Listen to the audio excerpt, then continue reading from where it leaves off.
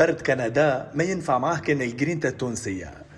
منتخبنا اليوم في تورونتو يلعب ضد هايتي السبت 7:30 متاع العشية بتوقيت كندا بالديكالاج هورير اتيح فجر لحد 29 مارس انطلاقا من ماضي ساعة متاع الصباح بوقت تونس.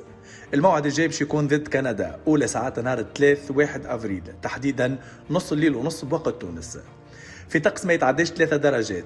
الماتش بالمريول الابيض باش يكون منقول على القناه الوطنيه الاولى، والماتش يغيب عليه كل من حنا باع المجبري ويان فاليري بسبب الاصابه.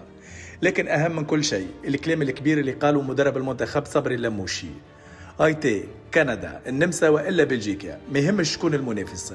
نحب نشوف نفس القليب ونفس العقليه، لازمنا نعرفوا شنو نحبوا ونلعبوا بالكاليتي نتاعنا، وانا نتحمل المسؤوليه وعندنا الامكانيات باش نقلقوا اي منافس.